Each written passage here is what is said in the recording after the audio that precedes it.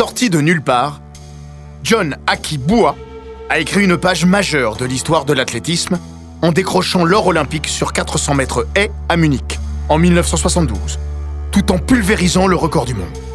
La phase brillante d'un destin pas comme les autres et d'une vie entre gloire et drame, achevée bien trop tôt, à l'âge de 47 ans.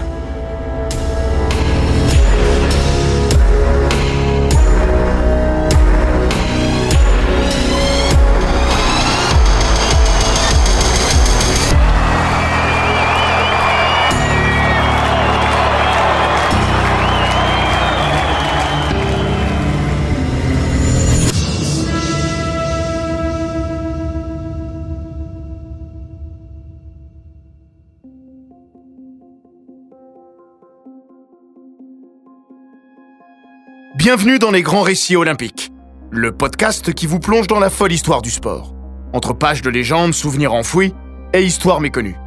Toujours à hauteur d'homme. Aujourd'hui, nous vous parlons des légendes du sport qui ont à jamais marqué l'histoire des Jeux olympiques. Derrière les images d'archives et quelques interviews, sans Daniel Gordon, nous ne saurions presque rien de John Aki-Bua, de sa vie, de son enfance, son ascension et sa gloire, sa déchéance aussi. Au milieu des années 80, après la fin de sa carrière d'athlète, l'Ougandais remet à son ancien entraîneur, le Britannique Malcolm Arnold, 12 carnets remplis jusqu'au bord de chaque ligne. Au stylo, pendant 3 ans, il y a consigné et raconté sa vie. C'est toute son existence qu'il transmet alors à l'un des hommes en qui il a le plus confiance. Arnold les conserve comme une relique. Après la mort de son ancien protégé en 1997, le sorcier de l'athlétisme britannique, bien qu'hésitant à violer post-mortem son intimité, décide de partager la romanesque vie de John Aki-Bua. Il confie les carnets à David Cohn, un journaliste du Guardian qu'il a rencontré lorsque ce dernier travaillait sur l'autobiographie de Colin Jackson, autre élève de Malcolm Arnold. Ce que tu vas trouver là-dedans, c'est une histoire stupéfiante. Le voyage remarquable d'un très grand champion et sa descente aux enfers dans l'Ouganda d'Amin Dada. Les écrits de l'ancien champion olympique seront à la base du remarquable documentaire de Daniel Gordon, l'histoire de John Aki-Bua, une tragédie africaine, coécrit par David Cohn et diffusé sur la BBC en 2008. Il aidera à mieux cerner le personnage et à sortir des cartons de l'histoire un champion que le temps avait un peu laissé de côté. C'est une histoire belle et triste. Triste surtout, au moins du point de vue de l'homme. Une vie trop courte, une carrière flinguée par les tourments de l'histoire ougandaise et les affres de la politique internationale. Une histoire de sueur, de sang et de larmes, illuminée par un tour de piste et 10 sauts de haies. Une course historique. Moins de 48 secondes pour s'inscrire dans le livre d'or de l'olympisme et changer un destin. Parfois, il ne faut pas plus. C'est une vie de roman, tumultueuse, glorieuse et tragique, où l'or précède la mort. Lorsque John Aki-Bua s'est révélé au monde entier à 23 ans à la fin de l'été 1972, il était déjà presque à la moitié de sa vie. Et le pire était à venir.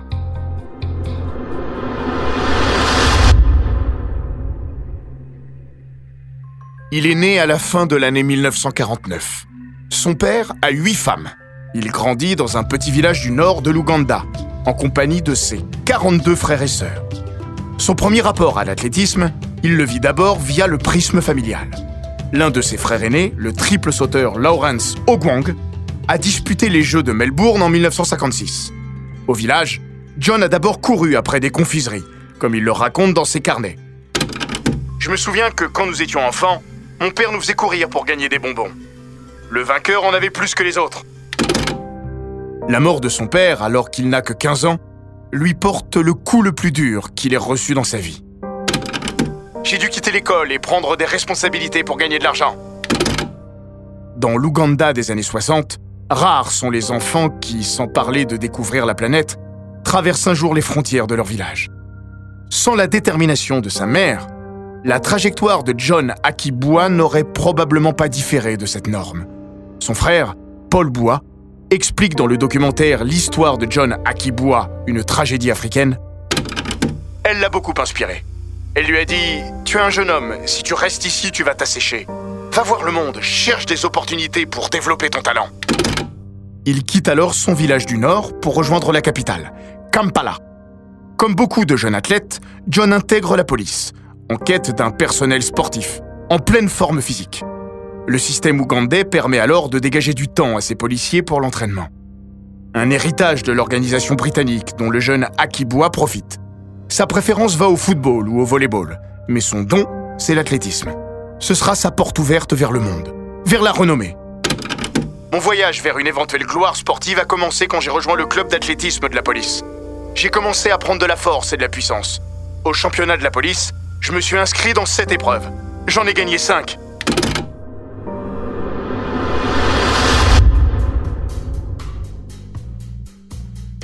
Nous sommes au début de l'année 1968. John n'a pas 19 ans, mais il rêve des Jeux Olympiques de Mexico, au mois d'octobre. C'est à cette période que débarque à Kampala Malcolm Arnold. Professeur d'éducation physique à Bristol, entraîneur d'athlétisme sur son temps libre, il voit un jour une annonce dans le magazine Athletics Weekly. La fédération ougandaise cherche un entraîneur national dans l'optique des JO. Arnold répond, passe un entretien à Trafalgar Square, obtient le poste et embarque femme et enfants, direction Kampala. Le début de la plus folle aventure de sa vie, selon ses mots. Là-bas, le Britannique découvre un autre monde. La pauvreté, des conditions de vie rudimentaires, et pour ce qui est de l'athlétisme, des infrastructures quasi inexistantes ou à des années-lumière des standards internationaux. Akibua a évoqué sa découverte du personnage dans ses notes. En 1968, nous avons commencé à voir un certain homme blanc à nos sessions d'entraînement. J'ai gardé mes distances. Après tout, je n'étais pas une star. Son nom était difficile à prononcer. Alors on l'a simplement appelé Mzungu, un terme swahili pour homme blanc. À 27 ans, Malcolm Arnold manque d'expérience, mais pas d'idée. Mzungu peine d'abord à se faire accepter. Du bord de la piste, où il se contente d'observer les premiers jours, on le regarde du coin de l'œil. Chien et chat. Certains déconseillent même à Akibua, l'élément le plus prometteur, d'écouter ses conseils. Il lui faut convaincre et en quelques semaines, un rapport de confiance mutuelle s'installe. Jusqu'à un certain point. Athlète complet, il est un bon décathlonien, John Akibua s'est surtout spécialisé sur le 110 mètres haies. C'est dans cette discipline qu'il veut décrocher son billet pour le Mexique. Mais avec un meilleur chrono, en 14 secondes 30, il échoue dans la course au minima. Il lui manque la vitesse pure du sprinter. Mais sa vélocité, doublée d'une phénoménale résistance naturelle à l'effort, et d'un gabarit idéal, 1,88 m pour 78 kg, le destine au tour de piste plus qu'à la ligne droite. Arnold en est vite persuadé et l'incite à grimper sur 400 haies. Akibua rechigne, pensant l'épreuve trop dure pour lui, mais finit par se laisser convaincre. Le 400 mètres haies est sans doute une des épreuves les plus éprouvantes et les plus complexes de l'athlétisme. Bien que disputé sur une courte distance, il combine aérobie et anaérobie avec un même degré d'exigence. L'épreuve implique vitesse, endurance, technique, stratégie, précision, un contrôle total de la foulée et une grande connaissance de soi.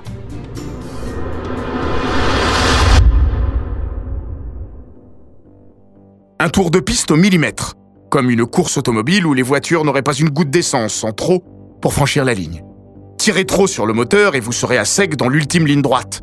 Préservez-le et vous manquerez de la vitesse requise.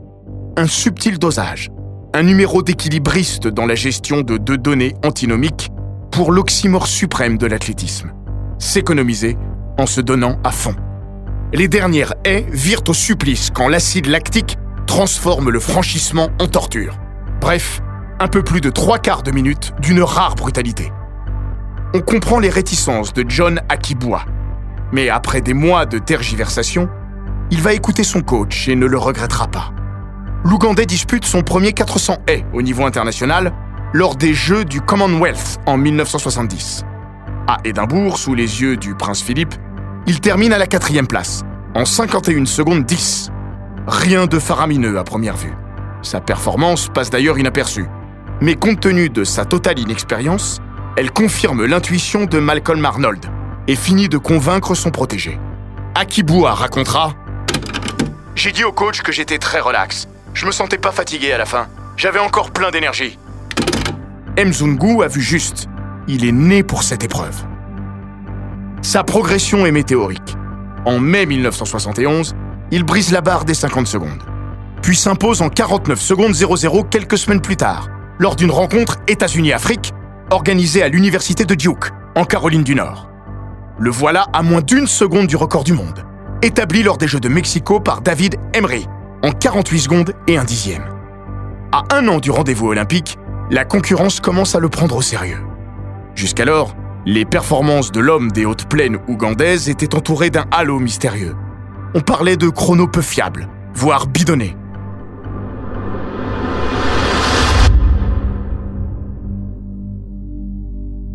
Cette même année 1971, l'Ouganda connaît un tournant dans son histoire.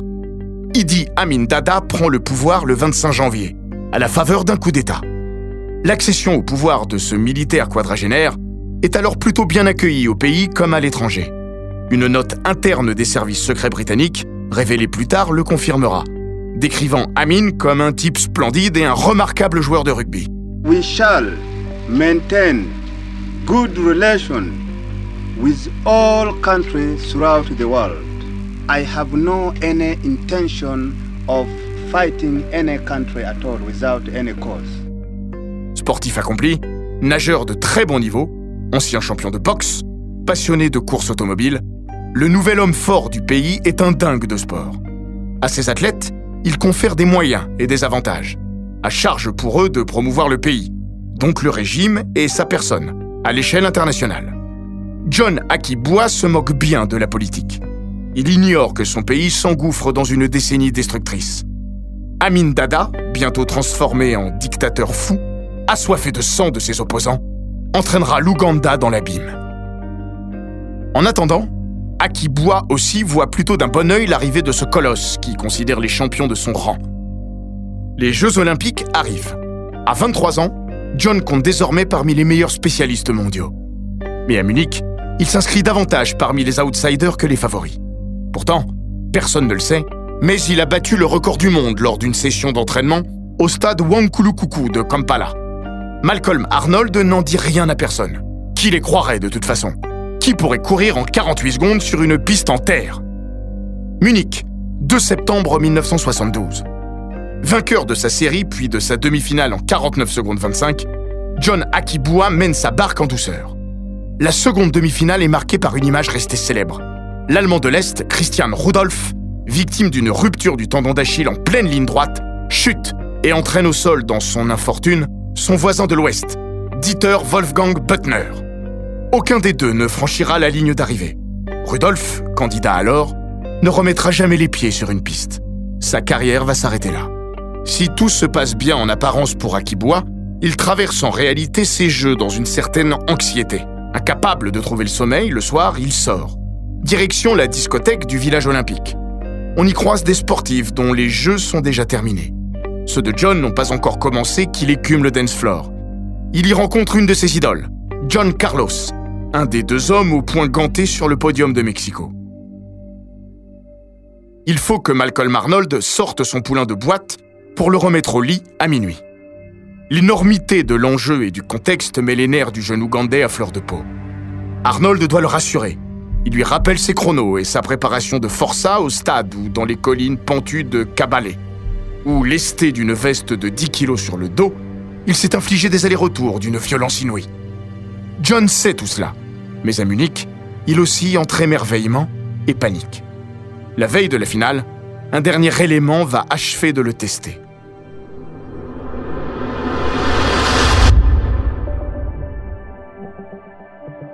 En début de soirée, son coach vient le retrouver dans sa chambre. Arnold a une bouteille de champagne à la main, un papier dans l'autre. C'est le tirage au sort des couloirs. Il lui fait d'abord boire une coupe pour que la pilule passe. John Akibua a hérité du couloir 1 à la corde. Sur 400 mètres haies, presque une condamnation à mort. Il avouera « J'étais mort de trouille quand je l'ai su. Le couloir 1, c'est synonyme de défaite. Je n'en ai pas dormi de la nuit. » Le lendemain matin, il ne peut rien avaler de solide au petit déjeuner du jour le plus important de sa vie. Comme l'explique Stéphane Caristan, le consultant d'Eurosport ayant disputé une finale olympique sur 400 mètres haies 20 ans après celle de Munich, la tendance est souvent de se dire « C'est foutu, je suis au 1, je n'ai aucune chance. » lui aussi était au couloir 1, à Barcelone en 1992. Et s'il n'a terminé qu'à la 7e place cette course mythique, magnifiée par le record du monde de Kevin Young, il y a tout de même signé le meilleur chrono de sa carrière en 48 secondes 86. Il y a un aspect psychologique indéniable. Il faut se détacher psychologiquement de la légende noire du couloir 1 et de rester dans son trip. Le risque est de s'en faire une trop grosse montagne. Il faut être un sacré compétiteur, le prendre comme un défi. Car courir au 1 change tout. Et pas seulement dans la tête, comme l'explique Stéphane Karistan. En étant à la corde, on a des haies en plein virage, alors que la deuxième haie, en sortie de virage, est déjà un peu moins importante pour les autres. Ça tourne plus, entre guillemets. Impulser en virage, ça a aussi son importance. Quand on est au 1, il vaut mieux avoir une impulsion jambe droite pour essayer de tenir sa corde, alors qu'une impulsion jambe gauche a tendance à emmener vers l'extérieur du virage. C'est un handicap supplémentaire d'avoir une impulsion jambe gauche au 1. C'est plus tout à fait la même chose. Karistan nous confie qu'à Barcelone, il avait même modifié sa façon de courir. À cette époque, je courais en 13 foulées à la 6e haie. Là, je savais qu'il fallait que je le fasse à la 5 pour essayer de garder du rythme dans le virage et ne pas allonger pour prendre l'impulsion jambe gauche sur la 6, parce que ça m'aurait emmené vers l'extérieur. Donc il y a un côté psychologique, bien sûr, mais aussi un aspect technico-tactique. On n'est pas obligé de changer sa façon de courir, mais pour moi, c'était simplement du bon sens.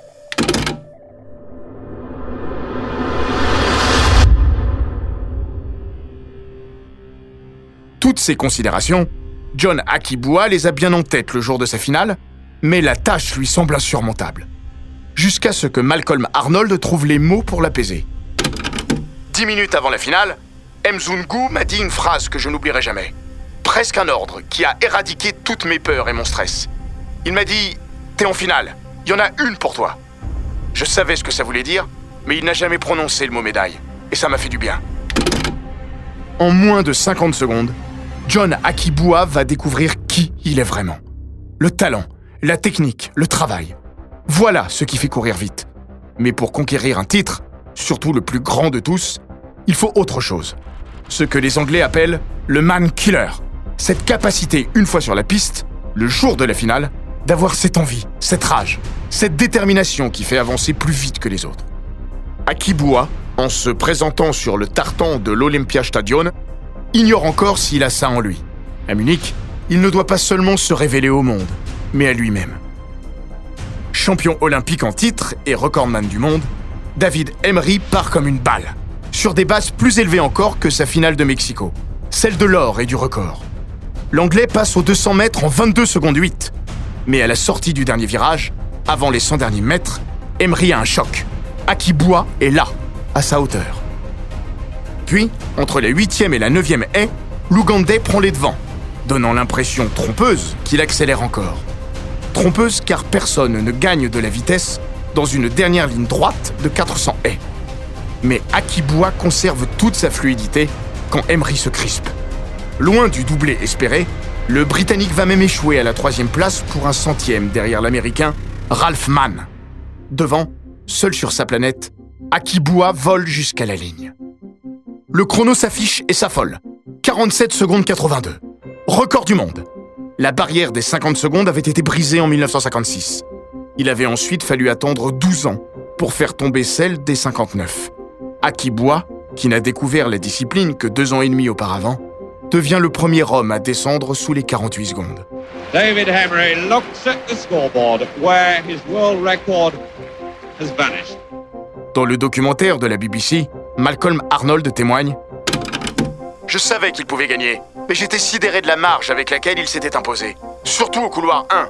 Il était simplement proche de la perfection. »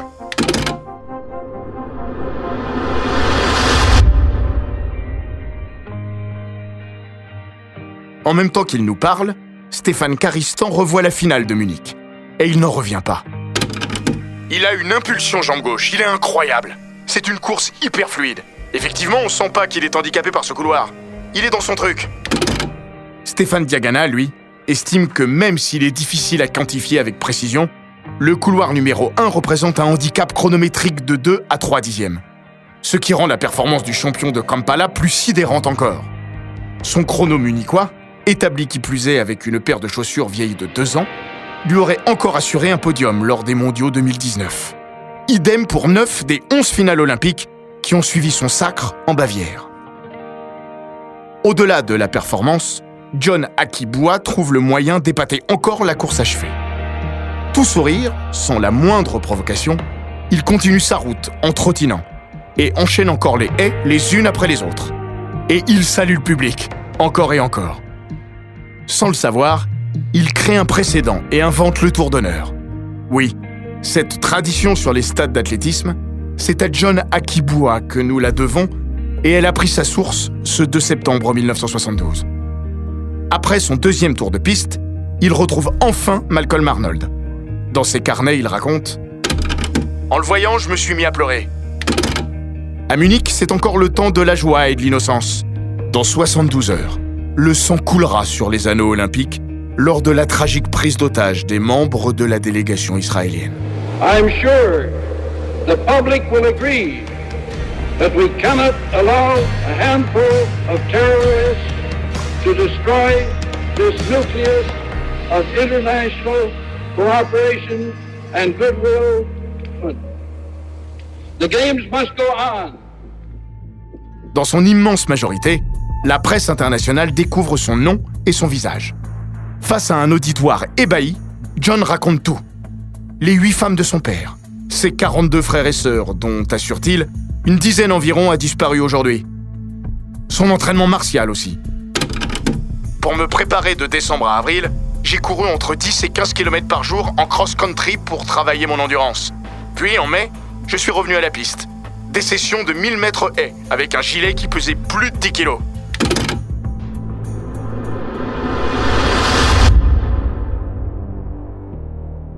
Non mécontent d'avoir cassé le seuil des 48 secondes sur sa distance, Akibua devient aussi le tout premier champion olympique ougandais de l'histoire. Sa fierté, c'est la sienne, mais aussi celle de son pays. J'ai gagné pour l'Ouganda. Quand les gens regarderont le tableau des médailles, il n'y aura pas marqué or, John Akibua, mais Ouganda, une médaille d'or. À son retour au pays, il est accueilli en héros. Idi Amin Dada organise des festivités, lui offre une prime et une voiture, baptise une avenue à son nom. Comme dans toute dictature, le champion est un enjeu qu'il faut, par intérêt, couver pour mieux le surveiller. C'est à la fois une autre vie et une autre carrière qui s'amorce pour le héros de Kampala. Il est rentré seul, orphelin de son mentor. Malcolm Arnold a préféré retourner au Royaume-Uni. Un peu le mal du pays et beaucoup de crainte de voir son pays d'adoption sombrer dans une incontrôlable violence. La suite lui donnera raison. Le départ d'Arnold est une des raisons pour lesquelles John Akibua peinera à briller après Munich. Il n'a pourtant encore que 23 ans quand il décroche l'or olympique. Mais sa technique demeure imparfaite. S'il avait pu la peaufiner, jusqu'où serait-il allé ? Il n'améliorera jamais sa marque des Jeux de 1972. Au cours de l'Olympiade suivante, ses meilleurs chronos se heurtent même à un mur, au-dessus des 48 secondes 50. 48 secondes 54 en 1973 lors de son titre aux Jeux africains, 48 secondes 67 en 1975 et 48 secondes 58 avant les Jeux de Montréal en 1976. Des marques plus que respectables, mais la magie n'opère plus tout à fait.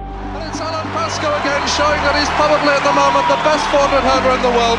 Under 49 seconds, Ralphman second, Akibua tailed off in third place. Le contexte ougandais ne lui fait guère de faveur non plus. Amin prend ombrage de la popularité du hurdler. À l'étranger, quand quelqu'un dit « Je viens d'Ouganda », il s'entend le plus souvent répondre « Ah, le pays de John Akibua ». Le dictateur n'aime pas ça. Le pouvoir impose aux champions olympiques une pression psychologique, entre menaces voilées et promotion, comme lorsqu'il est nommé superintendant de la police en 1974. Je pense qu'Amin a voulu me mettre en prison plusieurs fois, mais il ne l'a pas fait parce que j'étais devenu une personnalité trop importante.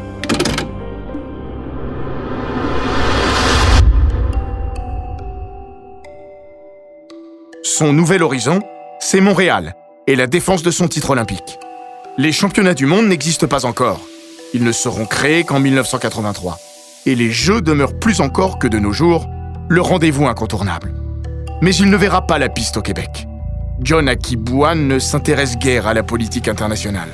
Mais c'est elle qui va le sevrer d'un potentiel doublé. Moins célèbre que celui de Moscou ou Los Angeles en 1980 et 1984, le boycott des Jeux de Montréal va priver les sportifs de 22 nations africaines de cet événement. Ces pays protestent contre la présence de la Nouvelle-Zélande, lui reprochant d'avoir envoyé son équipe de rugby participer à une tournée en Afrique du Sud où l'apartheid est en vigueur. L'Ouganda se joint au mouvement alors que sa délégation est déjà arrivée au Canada. Aussi détestable fut le régime sud-africain, voir le sanguinaire Idi Amin Dada déplorer des manquements aux droits humains dans un autre pays, relevait d'une certaine ironie. Akibua absent, c'est peut-être le duel le plus formidable de l'histoire du 40 mètres haie qui s'évapore. John Akibua contre Edwin Moses. Bien qu'américain, le jeune Edwin, 20 ans, possède lui aussi une trajectoire originale. Une tête bien faite. À l'université, où il est entré grâce à une bourse pour ses résultats scolaires et non athlétiques, il étudie la physique et rêve de devenir ingénieur. Sportif surdoué, Moses s'entraîne seul et n'a participé qu'à un seul 400 mètres haie lorsqu'il arrive à Montréal. Jusqu'alors, il pratiquait le 120 yards haie et le 440 yards haie. Peu importe. Au Canada, il casse la baraque, survole la finale et bat le record du monde de John Akibua en 47 secondes et 75 centièmes. Prêt. Into the set. And we've got a fair start. C'est la naissance du plus grand spécialiste du 400 haies de l'histoire. Sans doute aurait-il dominé le tenant du titre, mais ce duel-là aurait valu le détour. Si, pour l'Ougandais, Montréal restera une ineffaçable blessure, pour Moses, ce sera un regret éternel. Ne pas avoir croisé le fer avec celui qui l'avait tant inspiré. If it holds up, it will be a new world record. And after I sat around here and talked about Akibua's mark being almost untouchable, it may well be that we have a new one. That's an unofficial time of 47.65. Au moment où Moses triomphe, John Akibua est à 10 000 mètres d'altitude dans un avion le ramenant en Ouganda. Un ami lui apprend à son arrivée à l'aéroport que Moses a battu son record du monde. Il n'a encore que 26 ans, mais sa carrière est derrière lui. Il se met à fumer. Il boit aussi, allant jusqu'à siffler le whisky à la bouteille. Au fond, il ne s'est remis ni de sa plus grande heure de gloire, ni de sa plus grande déception, dont il n'était pas responsable.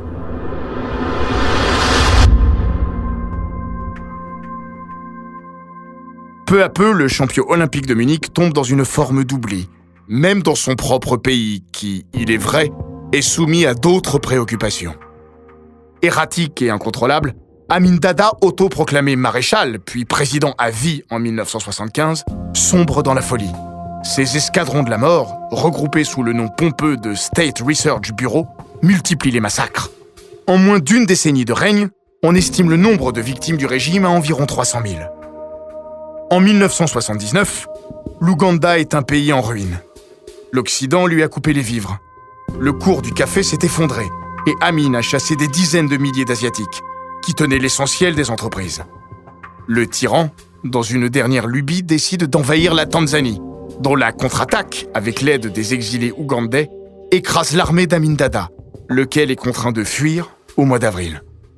Craignant d'être assimilé au régime malgré son appartenance à l'ethnie Lango, persécuté par la dictature, John Akibua décide de partir lui aussi.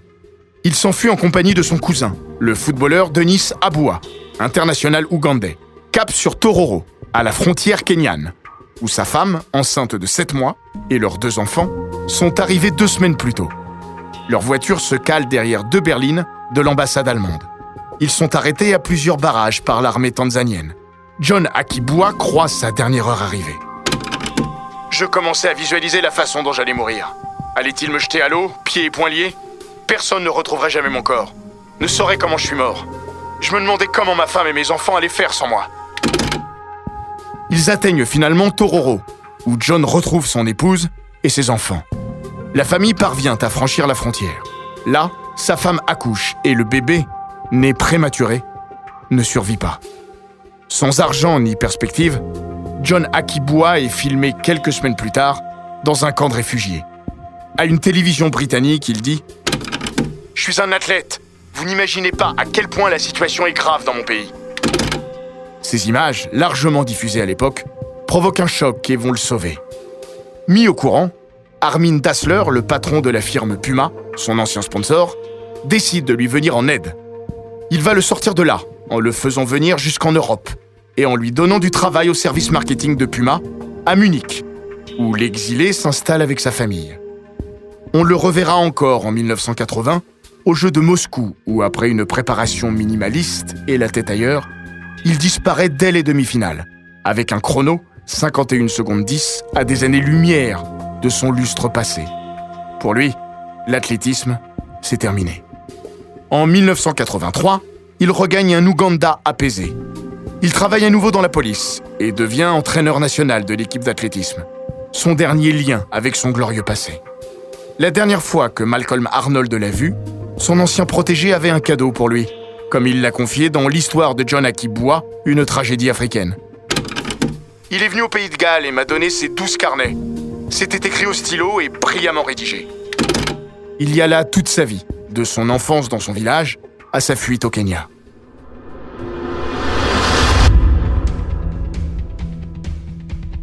John Akibua est mort en 1997, à seulement 47 ans. Malade depuis de nombreux mois, il pleurait la disparition de sa femme, partie 2 ans avant lui. Il a laissé 11 enfants derrière lui. L'Ouganda lui a réservé des funérailles nationales. Il a fallu attendre 2012 et le sacre de Stephen Kiprotich sur le marathon des Jeux de Londres pour que l'Ouganda décroche la 2e médaille d'or de son histoire olympique. Le nom de John Akibua a alors rejailli, comme il avait ressurgi 4 ans plus tôt à la sortie du docu-fiction de Daniel Gordon. Il a fallu ce film pour le sortir d'un oubli regrettable, y compris dans son pays. Surtout dans son pays même, à en croire son premier entraîneur, George Oudeke. Ça me rend triste parce que tout le monde devrait vouloir devenir John Akibua. Mais à mesure que le temps passe, les gens ont tendance à oublier. Ils oublient très vite. C'est triste de penser que l'on parle plus et que l'on connaisse plus John Akibua à l'étranger, dans beaucoup de pays que chez nous. Je voudrais que les gens se rappellent la gloire que John a apportée à l'Ouganda. Edwin Moses, lui, n'a jamais oublié la finale de Munich, qu'il a regardée en boucle l'année de ses 17 ans, y puisant ses futurs rêves. Sa première rencontre, et ce meeting de Londres le 31 août 1979, celui où John Akibua avait repris la compétition. Évidemment hors de forme, il avait terminé 7e, à 3 secondes d'Edwin Moses, vainqueur. Mais c'était lui, et personne d'autre que l'Américain, avait donné l'accolade après la course, le prenant par l'épaule et échangeant quelques mots. Moses, lui, savait et n'oublierait jamais. J'avais le plus grand respect pour lui. Sans lui, je n'aurais pas fait cette carrière. Il est pour l'éternité une figure historique de l'athlétisme.